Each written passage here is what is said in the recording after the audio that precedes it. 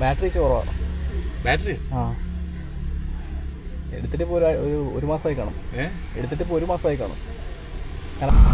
ട്രിപ്പിന് വന്നിട്ട് ഇപ്പം കന്നാസം മേടിച്ച് തിരിച്ചു പോയിക്കൊണ്ടിരിക്കുകയാണ്. അത് റേഡിയേറ്ററിനകത്തൊരു ലീക്കുണ്ട്. റേഡിയേറ്ററിന്റെ ടോപ്പിന്റെ അടപ്പിനകത്തൊരു ചെറിയ ലീക്കുണ്ട്. അതാണ് അടുപ്പിച്ച് നല്ല സൗണ്ട് വരുമല്ലോ.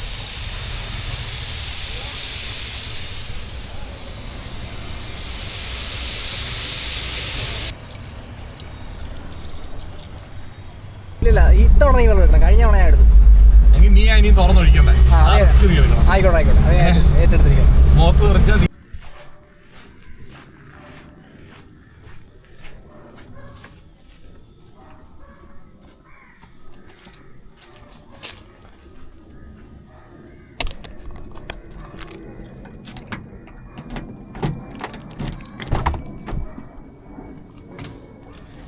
വണ്ടി എടുത്തിട്ട് കുറച്ച് ദിവസമായി. അപ്പം ബാറ്ററി ഡൗൺ ആണോന്ന് അറിയത്തില്ല.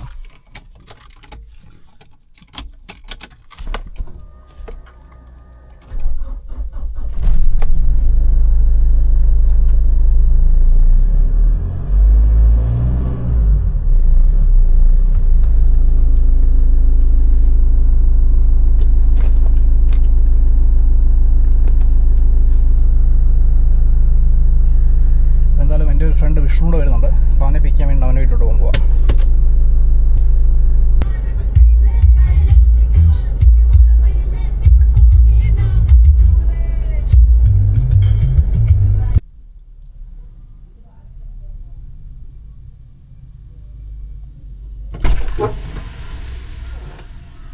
അങ്ങനെ നമ്മൾ വിഷ്ണു എത്തിയിരിക്കുകയാണ്. തിരിച്ച് കുറവാ കേട്ടോ. അതെന്ത് സാധനം? എന്തുകൊണ്ട്? ബാറ്ററി കുറവാണ്. ബാറ്ററി ആ എടുത്തിട്ട് ഇപ്പോൾ ഒരു മാസമായി കാണും. എടുത്തിട്ട് ഇപ്പോൾ ഒരു മാസമായി കാണും. കാരണം എന്താ കാര്യം എന്ന് അറിയോ? ഞാൻ ഇതിൻ്റെ ഇത് കണ്ടോ, രാവിലെ എടുക്കാൻ ഞങ്ങൾ എടുത്തുണ്ടായിരുന്നു. പക്ഷേ ഇതിടുന്ന സമയത്ത് ഇത് തേർഡ് സ്പീഡ് ഇത്ര അല്ല, ഇങ്ങനെ പോകേണ്ടതാണ്. ശരിയായിരിക്കും, നോക്കാം. ഞാൻ എന്തായാലും മറ്റേ ഇതെടുത്തിട്ടുണ്ട്, നമ്മുടെ ജമ്പിങ് കേബിളൊക്കെ എടുത്തിട്ടുണ്ട്. അതെൻ്റെ ഉണ്ട്, അത് കുഴപ്പമില്ല, അത് മതി. വേറെ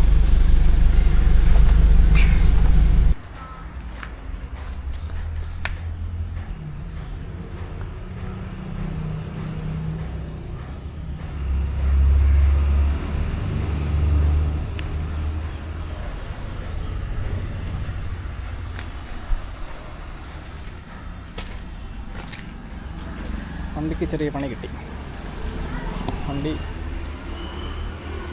എൻജിൻ ചൂടാകാൻ കാരണം എന്ന് വെച്ച് കഴിഞ്ഞാൽ കൂളൻ്റ് കുറവായത് കാരണം.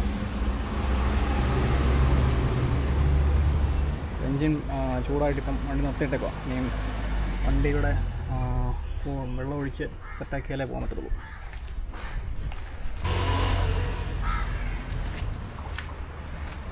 വണ്ടി ഓഫായതിനെ പറ്റി താങ്കളുടെ അഭിപ്രായം എന്താണ്? നമ്മുടെ ഓഫ് റോഡ് ജീവിതത്തിൽ ഇതൊക്കെ സാധാരണമല്ലേ?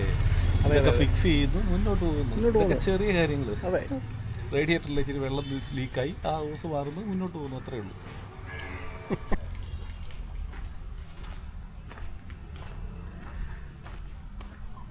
നമ്മളിവിടെ വർക്ക്ഷോപ്പിൽ വന്നതാണ്.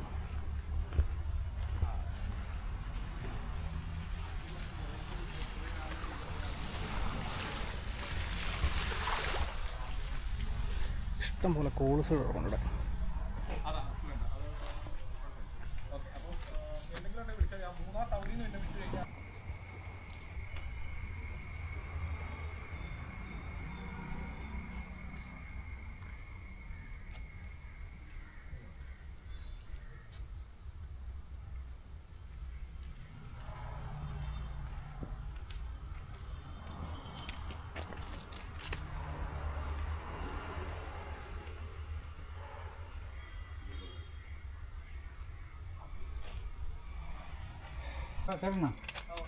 വരാന്ന് പറ, ഇന്നലെ പെയിന്റ് എടുക്കാന്ന് പറ, തിരക്കാണെന്ന് പറ.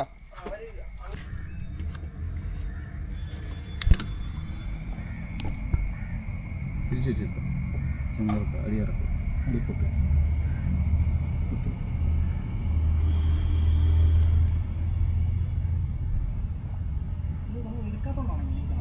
ഇത് ഈ റേഡിയേറ്ററിൽ കുളം കത്തിച്ച് ആകത്തുകൊണ്ടാണ് തുരുമ്പ് വരുന്നത്.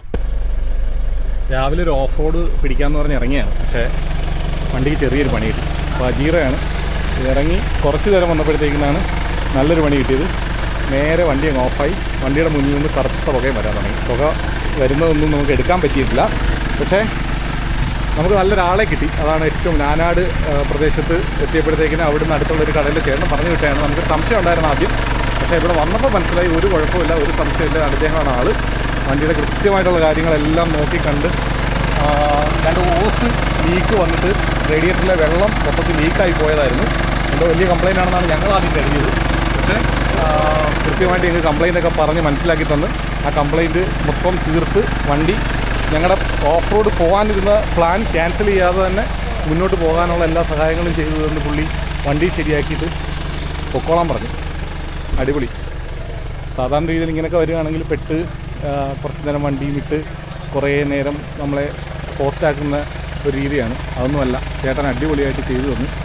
വണ്ടി നീറ്റാക്കിയിട്ടുണ്ട്. വണ്ടി ഓടാൻ പരുവായി. രാവിലെ വന്ന പുകയൊക്കെ കണ്ടു കഴിഞ്ഞാൽ വണ്ടി ഇനിയും ഇപ്പോഴെങ്ങും എടുക്കാൻ പറ്റാത്ത രീതിയിലൊരു അവസ്ഥയാണെന്നാണ് കരുതിയത്. പക്ഷേ വണ്ടി അടിപൊളിയായിട്ട്, വണ്ടിക്ക് യാതൊരു കംപ്ലയിൻറ്റും ഇല്ല. അറിയാമല്ലോ, എല്ലാവർക്കും അറിയുന്നതുപോലെ ഇത് ഒരുപാട് ഓഫ് റോഡൊക്കെ പോകുന്ന വണ്ടിയാണ്. അപ്പം കംപ്ലയിൻറ്റ്സ് വരാൻ സാധ്യതയുണ്ട്. അപ്പം നമ്മൾ എന്തോ വലിയ കംപ്ലയിൻ്റ് ആണ് എന്ന് കരുതിയതാണ്. പക്ഷേ ഒരു കംപ്ലയിൻറ്റും ഇല്ല. വണ്ടി പക്ക ക്ലിയറാണ്. പുള്ളി എല്ലാം വൃത്തിയായിട്ട് നോക്കിയിട്ടുണ്ട്. ഞങ്ങളുടെ യാത്രയായിരുന്നു തുടരുകയാണ്. ഞങ്ങൾ നേരെ ഒരു ചെറിയ ഓഫ് റോഡ് പിടിക്കാനാണ്.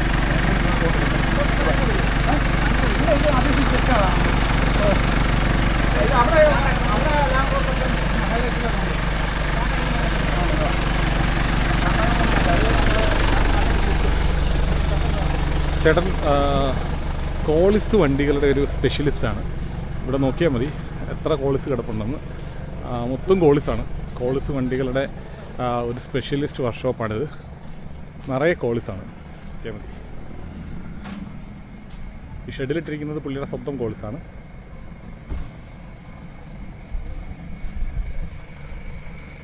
ഇതിൻ്റെ ബാക്കിലേക്ക് നോക്കുക, പിന്നെ കോളിസ് വണ്ടികൾ തന്നെയാണ്. തെർമോസ്റ്റാറ്റ് എന്ത് ചൂടാവുന്നില്ലെന്ന് പറഞ്ഞാൽ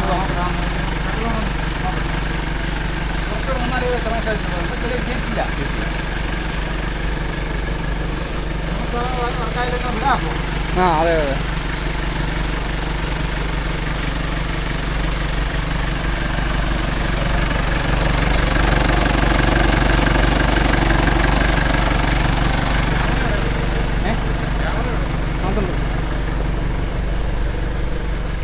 നമ്മൾ രാവിലെ ട്രിപ്പിന് ഇറങ്ങിയിട്ട് വർക്ക്ഷോപ്പിലായല്ലേ? ഇത് വൈബല്ലേ? നമുക്കൊന്നും പ്രശ്നമില്ല. ഒന്നും കുഴപ്പമില്ല. എന്ത് ഇതൊക്കെ ഒരു രസമല്ലേ? ഈ വണ്ടി നമ്മൾ മുകളിൽ കയറിയിട്ടാണ് കംപ്ലൈൻറ്റ് വരുന്നതെങ്കിലോ? കാണിക്കും.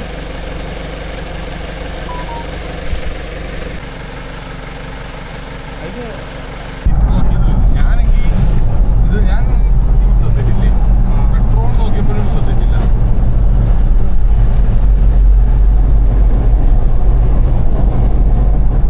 പാലോടാണ് ഞാൻ പറഞ്ഞത്. ഒരു വസ്തു ഉണ്ടെന്ന് പറഞ്ഞല്ലേ?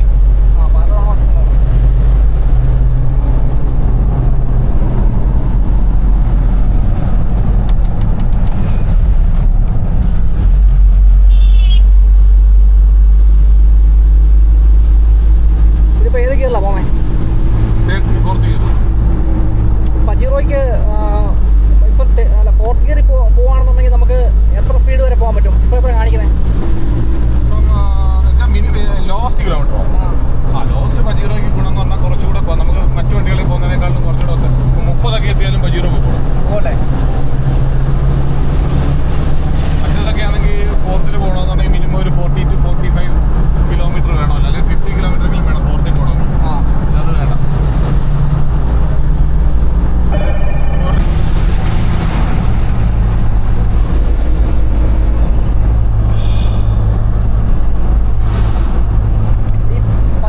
ഈ നടുക്കി വെച്ചേക്കുന്ന സാധനങ്ങളൊക്കെ അല്ലേ, ഇത് നമ്മൾ റോഡ് യൂസ് ചെയ്യാൻ വേണ്ടിയുള്ളതാണോ?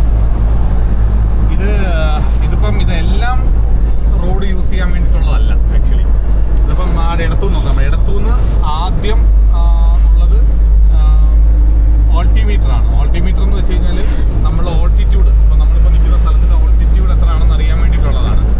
നമുക്കപ്പോൾ റോഡിൽ യൂസ് ചെയ്യുന്നതുകൊണ്ട് പ്രത്യേകിച്ച് പ്രശ്നമൊന്നുമില്ല.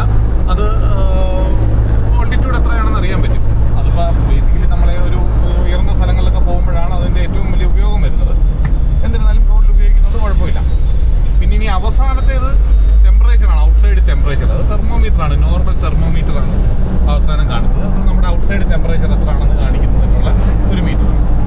സെൻട്രൽ കാണുന്നത്, ആ നടുക്ക് കാണുന്ന ആ ഒരു മീറ്റർ എന്ന് പറയുന്നത് അത് ഓൾട്ടിനോമീറ്ററാണ്. ഈ ഓൾട്ടിനോമീറ്റർ നമുക്ക് നോർമൽ റോഡിൽ നമുക്ക് യാതൊരു ഉപയോഗമില്ല. ആക്ച്വലി ഇത് ഓഫ് റോഡ് പോകുന്നതിന് വേണ്ടി മാത്രം ഉപയോഗിക്കുന്ന ഒരു മീറ്ററാണ് ഈ ഓൾട്ടിനോമീറ്റർ, സോറി ഇൻക്ലിനോമീറ്റർ. ഈ ഇൻക്ലിനോമീറ്റർ ആക്ച്വലി വണ്ടി എത്ര ചരിവിലാണ് ഇപ്പോൾ കറന്റ് നിൽക്കുന്നതെന്ന് കാണിക്കുന്ന ഒരു മീറ്ററാണ്. അത് വണ്ടി എത്ര ചരിവ് ഓഫ് റോഡിൽ വണ്ടി എത്ര ചരിവിൽ നിൽക്കുന്നു എന്നുള്ളത് കാണിക്കുന്നതിന് വേണ്ടിയിട്ടുള്ള ഒരു മീറ്ററാണത്. അത് നോക്കിയാൽ മതി. റീഡിങ് നോക്കി കഴിഞ്ഞാൽ 40 എന്ന് പറഞ്ഞ് കാണിക്കുന്നത് 40 ഡിഗ്രിയാണ്. 40 ഡിഗ്രി വരെ മാക്സിമം അത് ചരിയാം. 40 ഡിഗ്രി വരെ ചരിയാന്ന് വെച്ച് കഴിഞ്ഞാൽ 40 ഡിഗ്രി വരെ ചരിക്കാൻ നിൽക്കരുത്. വണ്ടി ഒരു 35 മുകളിലേക്ക് പോകുമ്പോൾ തന്നെ സേഫ് സോൺ, അതാണ് സേഫ് സോൺ. കാര്യം 40 ഡിഗ്രിയിലും മുകളിലേക്ക് വണ്ടി പോയി കഴിഞ്ഞാൽ അതിൻ്റെ സെൻറ്റർ ഓഫ് ഗ്രാവിറ്റി നഷ്ടപ്പെട്ടിട്ട് വണ്ടി മറിയാനുള്ള സാധ്യത കൂടുതലാണെന്നല്ല, വണ്ടി മറിയും. സോ 40 ഡിഗ്രി വരെ വണ്ടി ചെയ്യാൻ പാടുള്ളൂ. അപ്പോൾ അത് കൃത്യമായിട്ട് ഇപ്പോൾ നമ്മൾ ഈ ഓഫ് റോഡൊക്കെ പോകുന്ന സമയത്ത് വണ്ടിയുടെ ചരിവ് ഒരു പ്രധാനമാണല്ലോ. കാര്യം ചിലപ്പം റോഡ് കാണില്ല, അപ്പോൾ ഏതെങ്കിലുമൊക്കെ തിട്ടയുടെ മുകളിലേക്കൊക്കെ കയറ്റേണ്ടി വരും. അപ്പോൾ വണ്ടി നോർമലി ചരിയുമ്പം ആ ചരിവ് എത്രമാത്രം ഉണ്ടെന്ന് കൃത്യമായിട്ട് അറിയുന്നതിന് വേണ്ടിയിട്ട് മിസ്റ്റുബിഷി ഇംപ്ലിമെന്റ് ചെയ്തേക്കുന്ന ഒരു ഫീച്ചറാണ് ഇത്. നമുക്ക് മറ്റേ ടൊയോട്ടയുടെ ലാൻഡ് ക്രൂസിലും ഈ ഫീച്ചർ ഉണ്ടോ? ഉണ്ട്. എന്നുവെച്ചാൽ ഓഫ് റോഡ് പോകുന്ന വണ്ടികൾക്കെല്ലാം ഇത് വേണം. ഇതില്ലെങ്കിൽ നമുക്ക് ആ ചരിവ് കൃത്യമായിട്ട് അറിയാൻ പറ്റില്ല. ഇപ്പോൾ ഉള്ള വണ്ടിക്കകത്ത് അപ്പം ഇപ്പോൾ ഉള്ള പുതിയ വണ്ടികളൊക്കെ അല്ലേ, പുതിയ മോഡൽ വണ്ടികൾ, പജീറോ അല്ല, ലാൻഡ് ക്രൂസിന്റെ പുതിയ വണ്ടിയുണ്ട്, പിന്നെ നമ്മുടെ ഡിഫൻഡർ ഉണ്ട്, അതൊക്കെ അതിനൊന്നും ഈ സാധനം അപ്പോൾ ഉണ്ടാവോ, ഈ ഇൻക്ലിനോമീറ്ററും ഓൾട്ടിമീറ്ററും ഒക്കെ? ഇപ്പോൾ ഉള്ള വണ്ടികൾക്ക് ഇങ്ങനെയുള്ള അനലോഗ് മീറ്റേഴ്സ് ഇല്ല, പക്ഷെ എന്നാൽ ഈ സെയിം ഫീച്ചർ ഉണ്ട്, പക്ഷെ ഡിജിറ്റൽ ആയിരിക്കും എന്നുള്ളതേ ഉള്ളൂ. പിന്നെ ചില വണ്ടികൾക്കൊക്കെ ഇപ്പം കൂടിയ വണ്ടികൾക്കൊക്കെ ചിലപ്പോൾ ഇതിന് ഓട്ടോമാറ്റിക്കലി ലോക്ക് ആവുന്ന സിസ്റ്റം ഒക്കെ കാണും. കൃത്യമായിട്ട് എനിക്ക് അതിനെപ്പറ്റി അറിയില്ല, പക്ഷെ എന്നാലും ഫീച്ചറില്ല. ഓഫ് റോഡ് പോകുന്ന വണ്ടികൾക്ക് ഈ ഒരു ഫീച്ചർ ഇല്ലാതിരിക്കാൻ മാർഗ്ഗമില്ല. പ്രത്യേകിച്ച് ലാൻഡ് ക്രൂസറൊക്കെ സാൻഡിലൊക്കെ ഓടുന്ന വണ്ടിയാണ്. സാൻഡിലൊക്കെ ഓടുമ്പോൾ കൃത്യമായിട്ട് ഇൻക്ലൈൻ എത്രയും മാത്രം വണ്ടി ഇൻക്ലൈൻഡ് ആയിട്ടുണ്ടെന്നുള്ളത് അറിയാതിരിക്കാൻ പറ്റത്തില്ല. അപ്പോൾ അതുകൊണ്ട് എന്തായാലും ആ ഫീച്ചറുണ്ട്, പക്ഷെ അത് ഈ ഒരു രീതിയിലായിരിക്കത്തില്ല, അനലോഗ് ആയിരിക്കത്തില്ല ഇംപ്ലിമെൻറ്റേഷൻ. അത് ഡിജിറ്റലൈസ് ചെയ്തിട്ടുണ്ടായിരിക്കും. അപ്പം ഗൈസ്, ഞങ്ങൾ നമ്മുടെ ആമ്പല ട്രിപ്പ് പരാജയപ്പെട്ടു. നമ്മൾ ട്രിപ്പിന് വന്നിട്ട് ഇപ്പം കന്നാസും മേടിച്ച് തിരിച്ചു പോയിക്കൊണ്ടിരിക്കുകയാണ്. നമ്മുടെ ഇന്ന് ട്രിപ്പിൻ്റെ ബൈ പ്രോഡക്റ്റാണ് ഈ കന്നാസും ഇരിക്കുന്ന കപ്പും. മെയിൻ കാര്യം എന്താണെന്ന് വെച്ചാൽ കണ്ണി പറ. അവസാനം കണ്ടുപിടിച്ചത് ആക്ച്വലി റേഡിയേറ്ററിൽ നിന്നുള്ള എല്ലാ ഓസുകളും ചെക്ക് ചെയ്ത് 2 ഓസ് ലീക്ക് ഉണ്ടായിരുന്നു. ആ ലീക്കിൻ്റെ ഓസ് നമ്മൾ മാറ്റി. പക്ഷേ അവസാനം ഇപ്പം നമ്മളൊരു റേഡിയേറ്റർ ഷോപ്പിൽ കൊണ്ട് കാണിച്ചപ്പോഴാണ് കൃത്യമായിട്ട് മനസ്സിലായത് അത് റേഡിയേറ്ററിനകത്തൊരു ലീക്കുണ്ട്. റേഡിയേറ്ററിൻ്റെ ടോപ്പിൻ്റെ അടപ്പിനകത്തൊരു ചെറിയ ലീക്കുണ്ട്. അതാണ് ആക്ച്വലി വെള്ളം പോകാനുള്ള മെയിൻ റീസൺ. ടോപ്പിന്റെ ലീക്ക് കൊണ്ടാണ് മറ്റേ ഹോസൊക്കെ? അങ്ങനെയല്ല, ഓസ് ആദ്യം പൊട്ടി. ഓസ് പൊട്ടിയിട്ട് ഓസ് പൊട്ടാൻ കാരണം ഈ ലീക്ക് ഉണ്ടായോണ്ടല്ലേ? എങ്ങനെയാകാം എന്ന് വെച്ചാൽ പ്രഷറാണ്. ഇതിന്റെ പ്രഷർ കാരണം ഓസും പൊട്ടാം, ഇതിന്റെ അടപ്പും പൊട്ടാം. ഇതിപ്പോൾ ആക്ച്വലി നല്ല രീതിയിൽ ബ്ലോക്ക് ഉണ്ടായത് എന്ന് വെച്ചാൽ ഈ റേഡിയേറ്ററിൽ നിന്ന് വെള്ളം ഇറങ്ങി കറങ്ങി തിരിച്ച് റേഡിയേറ്ററിൽ തന്നെ വരുമല്ലോ. റേഡിയേറ്ററിൽ വരുമ്പോൾ ഈ വെള്ളം ആ റേഡിയേറ്ററിനകത്തൂടെ താഴേക്ക് പോകണം. ആ താഴേക്ക് പോകാതെ ബ്ലോക്കായി നിൽക്കുന്നത് കൊണ്ടാണ്, ആ അടപ്പിൽ ബ്ലോക്കായി നിൽക്കുന്നത് കൊണ്ടാണ് മുകളിലേക്ക് പ്രഷർ വന്നിട്ട് ആ അടപ്പ് പൊട്ടിയത്. അപ്പോൾ ഇപ്പോൾ നമ്മൾ ചെയ്ത പരിപാടി എന്ന് പറഞ്ഞു കഴിഞ്ഞാൽ നമ്മൾ കന്നാസ് മേടിച്ചു. Simple technique. നമ്മൾ വീട്ടിൽ പോയി ഒറ്റ മാർഗ്ഗമുള്ളൂ. ഇത് പഴയ വണ്ടികളുടെ ഒരു ഗുണമാണ്. ഇപ്പോഴത്തെ വണ്ടികൾ നമുക്ക് ഇങ്ങനെ ചെയ്യാൻ പറ്റില്ല. ഒന്നും ചെയ്യാൻ പറ്റില്ല. 10 കിലോമീറ്റർ കൂടുമ്പോൾ വണ്ടി നിർത്തുക, ഒരു 15 തൊട്ട് അരമണിക്കൂർ വരെ വണ്ടി കൂളാക്കുക, റേഡിയേറ്റർ തുറന്ന് റേഡിയേറ്ററിലേക്ക് ആവശ്യത്തിനുള്ള വെള്ളം ഒഴിച്ച് നിറയ്ക്കുക, വീണ്ടും ഓടുക, വീണ്ടും 10 കിലോമീറ്റർ കഴിയുമ്പോൾ നിർത്തി ഇത് കണ്ടിന്യൂ ചെയ്യുക. ഇതേ മാർഗ്ഗമുള്ളൂ. അതിനാണ് കന്നാസ് മേടിച്ച് വെച്ചത്. ഇനി കന്നാസിൽ വെള്ളം നിറച്ച് വെക്കണം. ഇൻ കേസ് വെള്ളം ഇല്ലാത്ത സ്ഥലത്ത് വല്ലതും നിർത്തേണ്ടി വന്നു കഴിഞ്ഞാൽ ആ വെള്ളം ഒഴിച്ച് ഇനി നമുക്ക് മുന്നോട്ട് പോകാൻ പറ്റുള്ളൂ. ഓക്കെ.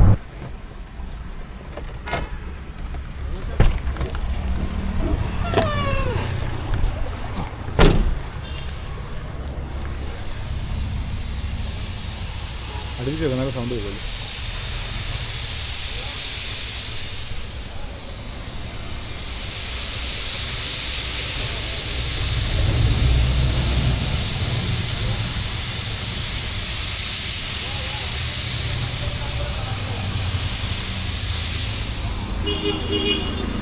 പുള്ളി എന്തോ പറഞ്ഞ റേഡിയേറ്ററിൻ്റെ ടോപ്പ് കംപ്ലൈൻ്റ് ആണല്ലേ? അത് കണ്ടില്ലേ അവിടെ തന്നെ നമുക്ക് ടോപ്പ് ഈ ഒരു സൈഡിൽ നിന്നാണ് വരുന്നത്. ടോപ്പ് ഇളകിയിട്ട് ആ ടോപ്പിന് വരുന്നത്.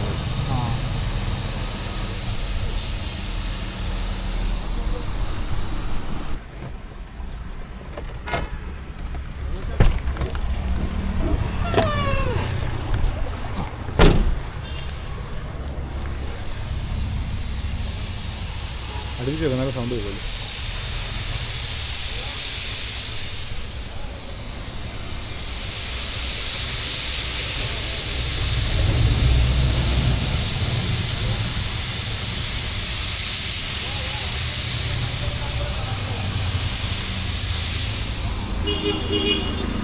പുള്ളി എന്തോ പറഞ്ഞ റേഡിയേറ്ററിന്റെ ടോപ്പ് കംപ്ലൈന്റ് ആണല്ലേ?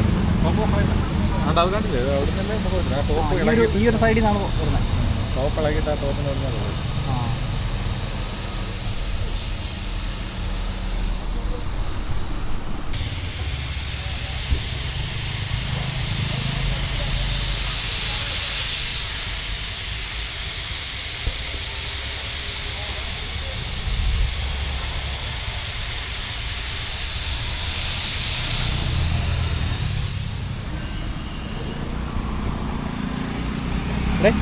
നമ്മുടെ അടുത്ത പരിപാടി എന്തോ?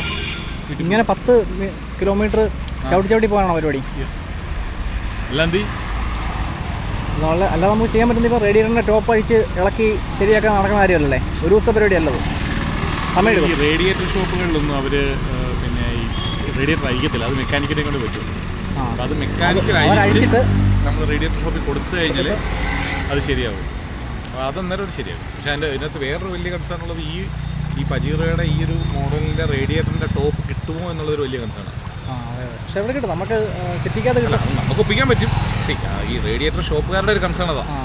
അതുകൊണ്ടാണ് നമ്മൾ ആദ്യം കയറിയ റേഡിയേറ്റർ ഷോപ്പിൽ നിന്ന് അവർ അവർക്കത് കിട്ടുമോ അല്ലെങ്കിൽ അവർക്ക് പുള്ളിക്കത് തൊടാനൊരു പേടി പോലെ കാണിച്ചു. സിറ്റി ആദ്യമായിട്ടാണോ ഇങ്ങനെ വഴി കിടക്കുന്നത്? ഇങ്ങനെ വഴി കിടക്കുന്നത് ആദ്യമായിട്ടാണ്. നമ്മൾ ഞാൻ 5 വർഷമായിട്ട് വണ്ടി എടുത്തിട്ട് ഫസ്റ്റ് ടൈമാണ് ഇങ്ങനെ വഴി കിടക്കുന്നത്. അത് ഒരു കണക്കിന് എൻ്റെ കുറ്റം കൂടാണ്. കാരണം വെച്ചാൽ ഞാനിപ്പം ഈ വണ്ടി എടുത്തിട്ട് ഏകദേശം 2 മാസമായി. വീട്ടിൽ നിന്ന് നമ്മളൊന്ന് പുറത്തുനിന്ന് വണ്ടി ഇറക്കിയിട്ട് 2 മാസമായിട്ട് വണ്ടി അനക്കാതല്ല. ഞാൻ വണ്ടി വീട്ടിൽ അനക്കി ചുമ്മാ അങ്ങോട്ടും ഇങ്ങോട്ടൊക്കെ അനക്കും. അതായത് നമുക്ക് ഈ ചുമ്മാ വണ്ടി അനക്കാതിട്ട് കഴിഞ്ഞാൽ ബ്രേക്ക് ജാമാവും. അപ്പോൾ അത് ഒഴിവാക്കാൻ വേണ്ടിയിട്ട് വീട്ടിൽ അങ്ങോട്ടും ഇങ്ങോട്ടും അനക്കിടും. അല്ലാതെ ട്രിപ്പ് പോയിട്ട് ഇപ്പം സത്യത്തിൽ ഇന്ന് രാവിലെ എടുത്തപ്പോഴും വണ്ടി ബ്രേക്കിന് ഒരു ചെറിയ പ്രശ്നമില്ലായിരുന്നു. ബ്രേക്കിന് പ്രശ്നമില്ലായിരുന്നു, പക്ഷേ ബാറ്ററിക്ക് വലിയൊരു പ്രശ്നമുണ്ടായിരുന്നു. ബാറ്ററിക്ക് വലിയ പ്രശ്നമുണ്ട്. അപ്പോൾ ഞാൻ നിങ്ങളോട് പറയുകയും ചെയ്തല്ലോ, നമ്മുടെ ബാറ്ററി ചെറിയൊരു കംപ്ലയിൻറ്റ് കാണിക്കുന്നുണ്ട്. അപ്പോൾ നീ പറഞ്ഞു പോവാം നമുക്കിതൊക്കെ അതിൻ്റെ സ്പീഡിൽ എടുക്കാമെന്ന് പറഞ്ഞു. അപ്പോൾ ഞാനും ഓക്കെ, നമ്മൾ ആ ഒരു വൈബായതുകൊണ്ട് അത് വരുന്നത് വെച്ച് കാണാമല്ലോ ഇതങ്ങ് ഇറങ്ങിയതാണ്. ഇത് വേറെ സംഭവമായി പോയി, റേഡിയേറ്ററിൻ്റെ പ്രശ്നം.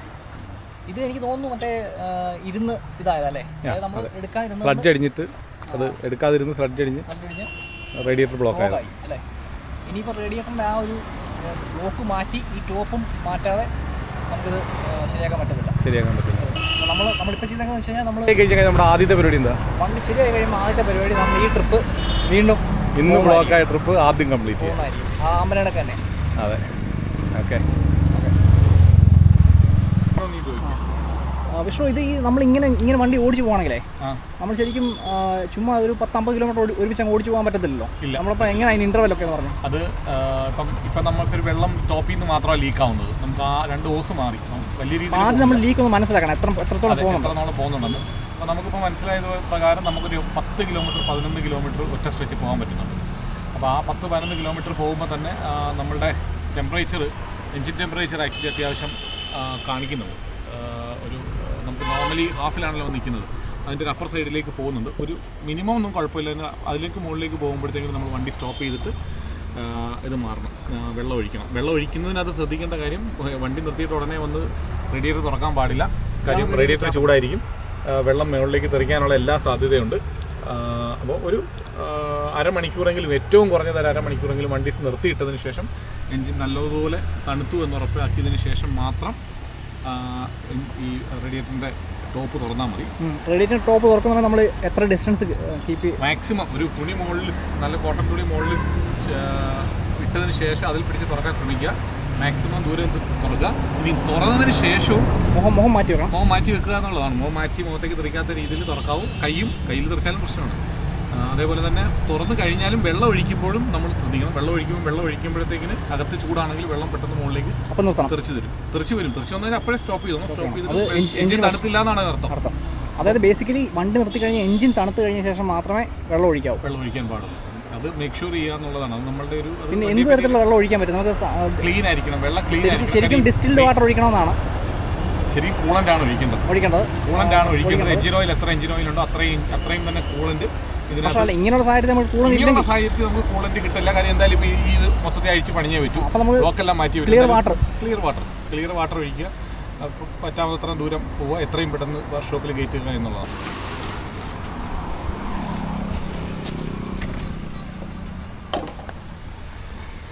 കിട്ടാവുന്നതിൽ ഏറ്റവും ചെറിയ കപ്പ് തന്നെ ഞാൻ മേടിച്ചിട്ടുണ്ട് ഗൈസ്.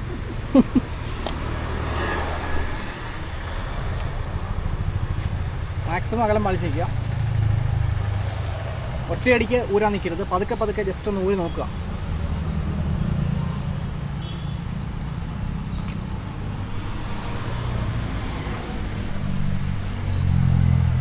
ഇത് അത്യാവശ്യം തണുത്തിട്ടുണ്ടല്ലേ?